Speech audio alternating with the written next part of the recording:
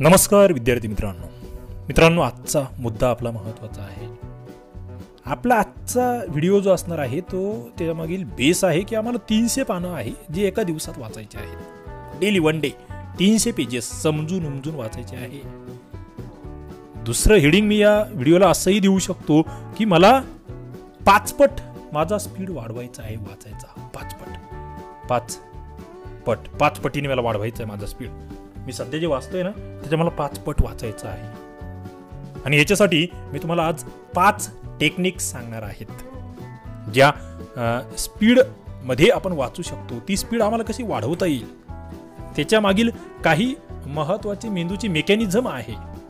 आपण बघतो बरेच लोक खूप मोठी पुस्तकं संपवितात, मग हे पुस्तक संपवण्यामागे त्यांच्याकडे कोणते स्किल आहेत ते आम्हाला समजून घ्यावे लागेल। आणि मित्रांनो, हे जे 5 स्टेप्स या ठिकाणी सांगणार आहेत या जर तुम्ही कंटिन्यू 7 दिवस जर फॉलो केले ना, सुरुवातीचे 7 दिवस, तर तुम्हाला सवय लागून जाईल ते फॉलो करण्याची। आणि जर तुम्ही त्या पद्धतीने पुढे गेलात तर निश्चित तुम्ही एक चांगले वाचक बनणार आहात जे तुम्हाला विविध परीक्षांमध्ये कामाला येणार आहे।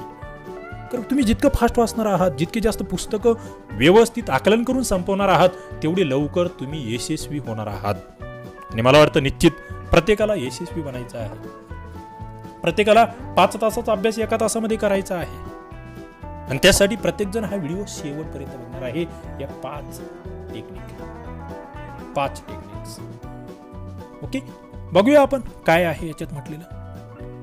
पहिला मुद्दा म्हणजे सगळ्यात महत्त्वाचा आपलं वाचायचं आहे म्हणजे डोळे। फोकस डोळ्यांवर असला पाहिजे।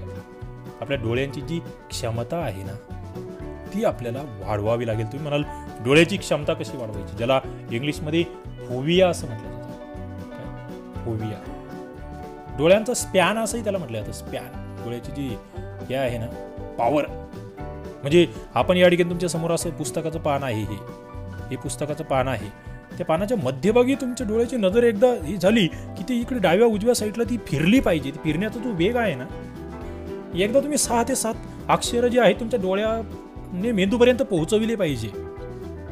काय ते फार महत्वाचं आहे। आपलं काय होतं, आपण एक पान वाचलं आपल्या लक्षात किती राहतं, एक 15-20% आपल्या लक्षात राहतं, आपण इतर विसरून जातो। ओके, मग आपल्याला इथे आणखी काही टेक्निक्स करावे लागतील। आधी डोळ्याची क्षमता, आमचा स्पॅन वाढला पाहिजे। आम्हाला खूप असं त्या ठिकाणी डोळ्याला जास्त म्हणजे या टोकापासून या टोकापर्यंत फिरवायची गरज पडायला नको। आम्हाला मध्यभागी फोकस करायचं डोळ्यांना आणि मग थोडं डोळा त्या ठिकाणी हे केला। आता ही सरावाचा भाग आहे, हा सरावाचा भाग आहे। त्याच्यानंतरचं जे दुसरं तंत्र आहे ते फार महत्वाचं आहे, डोळ्याची क्षमता।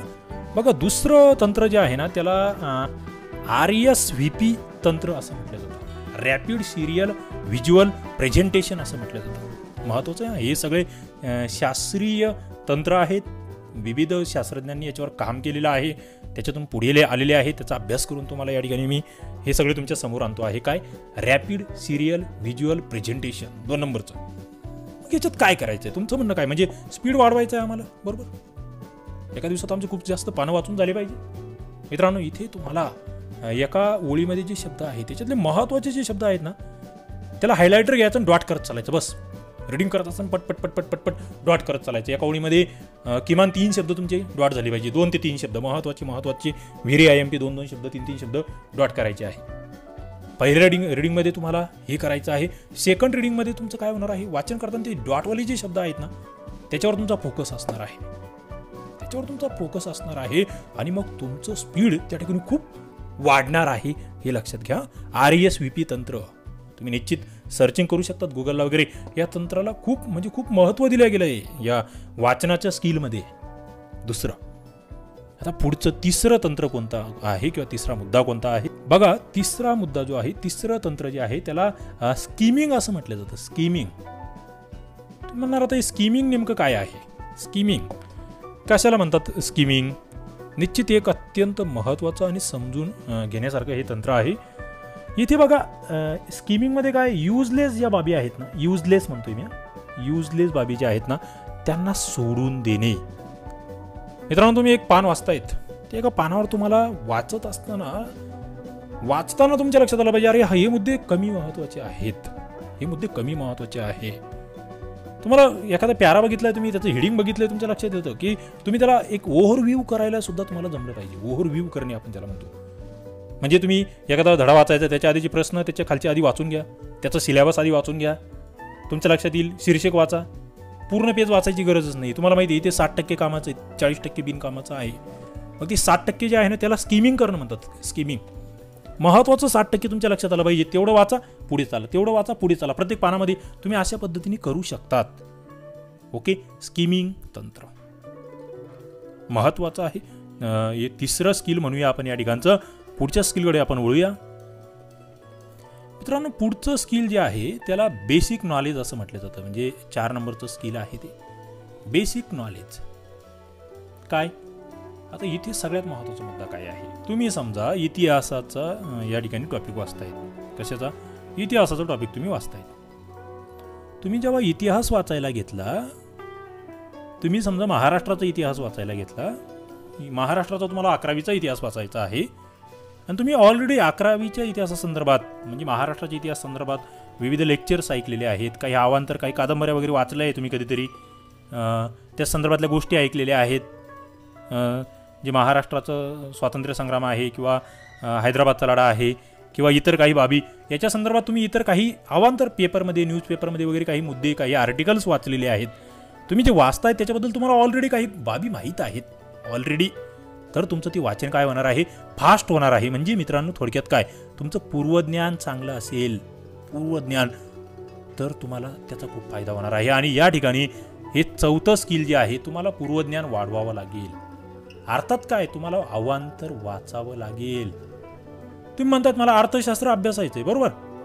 अर्थशास्त्र अभ्यासायचं आहे ना, मग तुम्हाला दररोजचं जे न्यूजपेपर येतात ना त्यामधील अर्थशास्त्रावरील काही महत्त्वाचे आर्टिकल्स, अर्थसत्ता नावाचा टॉपिक हे आहे, पेज येत आहे, त्यातले महत्त्वाचे मुद्दे, दररोजचे डेली अपडेट्स, ते जर वाचत राहिलात तुम्ही, त्याच्या नोट्स काढत राहिलात, तर जेव्हा तुम्ही अर्थशास्त्राचं पुस्तक वाचणार आहात, भारतीय अर्थव्यवस्थेचा जेव्हा अभ्यास करणार आहात, तेव्हा तुम्ही इतरांपेक्षा खूप जास्त वेगाने वाचणार आहात, खूप जास्त वेगाने समजून घेणार आहात. मला वाटतं बेसिक नॉलेज ज्याला म्हणतोय आपण, पूर्वज्ञान ज्याला म्हणतोय, त्याचं महत्त्व तुमच्या लक्षात आलं असेल. आणि शेवटचं 5वं तंत्र, की ज्याला काही शॉर्टकट नाही आहे, ते म्हणजे प्रॅक्टिस. तुम्हाला स्पीड वाढवायचं आहे. तुम्ही म्हटले की चला सर, मी आत्ताच 8 दिवसापूर्वी सुरुवात केलेली आहे MPSCला आणि मी आज तुमचा व्हिडिओ बघितला आहे आणि 2 दिवसामध्ये मला 5 पट स्पीड होईल. शक्य आहे का? नाही. तुम्हाला प्रॅक्टिस करावं लागेल. पहिलं तंत्र, डोळ्याची क्षमता जी आहे त्याचा स्पॅन वाढवावा लागेल, त्याच्यासाठी प्रॅक्टिस करावं लागेल. दुसरं RSVP तंत्र, रॅपिड सिरियल व्हिज्युअल प्रेझेंटेशन. तिसरं स्कीमिंग तंत्र, युजलेस बाबी तुम्हाला सोडून द्यायच्या आहे. 4थं पूर्वज्ञानासंदर्भातली विविध लेक्चर्स, विविध आर्टिकल्स तुम्हाला वाचावे लागतील. आणि डेली सातत्याने तुम्ही करत गेलात की मग तुमच्या वाचनाचा स्पीड 5 पट झाल्याशिवाय राहणार नाही. 5 मुद्दे तुमचा वाचनाचा स्पीड 5 पट केल्याशिवाय राहणार नाही. तुम्ही आज जर त्या ठिकाणी 50 पेजेस वाचत असाल तर तुम्ही 250 पेजेस वाचणार आहात. तुम्ही जर आज 60 पेज वाचता आहात त्या वेळेमध्ये तुम्ही 300 पानं वाचणार आहात. आणि एका दिवसामध्ये कमीत कमी 300 पानं वाचून झाले पाहिजे, हे टार्गेट ठेवा. फक्त वाचायचे म्हणून वाचायचे नाही. काय वाचलंय, 1 पेज झालं, मागचं पेज जर सांगितलं तर काहीच येत नाही असं नको. काही जण लोकांना दाखवण्यासाठी वाचन करतात, तसंही नको. प्रामाणिकपणे पूर्ण झोकून देऊन त्या ठिकाणी जर तुम्ही या तंत्रांवर काम केलं मित्रांनो, तर मला वाटतं तुम्ही नक्कीच 5 पटीने वाचायला शिकाल. एका दिवसामध्ये 300 पेजेस वाचायला शिकाल. आणि मला वाटतं ज्यांना यशस्वी बनायचं आहे त्यांना हे तंत्र शिकूनच घ्यावं लागेल, त्यांना याच्यावर काम करावं लागेल. आणि हे शक्य आहे. मी स्वतः D.Edला असताना 300 पेजेस वाचायचो. एका दिवसामध्ये एक पुस्तक वाचून फेकायचो. का झालं होते? प्रॅक्टिस. त्याला शॉर्टकट नाही आहे. याला तुम्हाला खूप सारं बसावं लागेल. तुम्ही एकदा बसले ना, तुम्हाला उठावंसं वाटलं नाही पाहिजे 3-4 तास एका जागेवरून अभ्यास करताना, तर हे शक्य होतं. आणि मला वाटतं हे तुम्ही निश्चित करणार आहात. चला, इथे आपण थांबूया. धन्यवाद.